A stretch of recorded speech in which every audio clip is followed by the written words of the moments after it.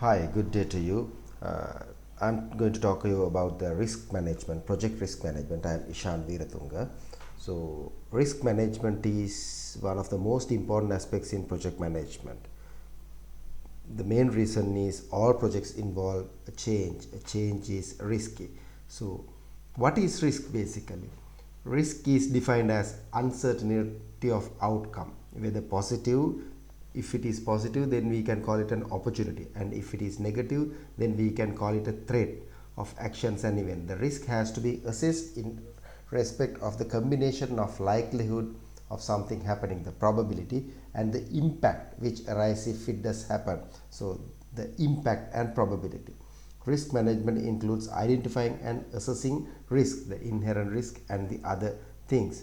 Risk management, this is the best time to talk about risk, isn't it? Why? The country is in lockdown, not country, the entire world is in lockdown, curfew, social distance, staying at home. Did we plan for that? No, we never expected. What is the buzzword? COVID-19.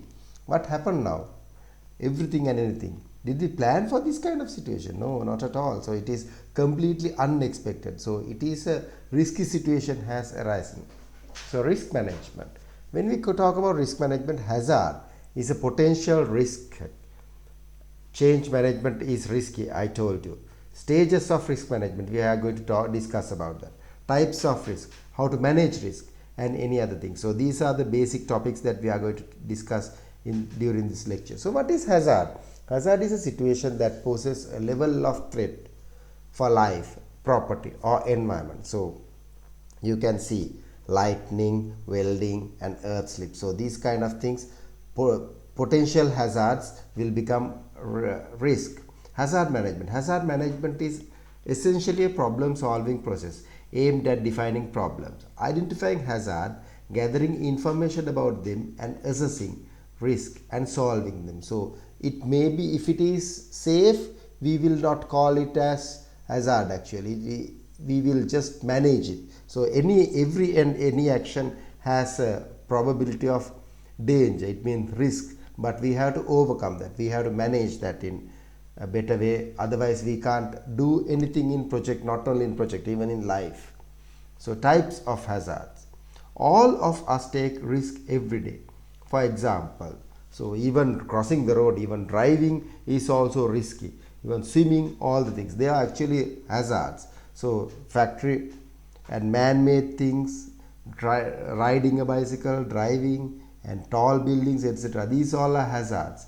Major side types of hazard, actually in different books it has been defined in different ways. So biological hazards, chemical hazard, physical hazards, psychological hazard, and cultural hazard. So some people, actually even we, have some cultural inheritance hazards, because we don't take risk as a major thing. That is why we have, when we climbing off on top of anything, so we very rarely wear the protective equipments, even helmets. So nowadays actually construction workers and factory workers are compelled to do that one, otherwise they are not even allowed to claim any insurance if anything happens. So employers are very strict in that way. Okay, hierarchy of controls, ways to control hazard. So what is the hierarchy? The personal protective equipment, administrative control, engineering control, and elimination and substitute.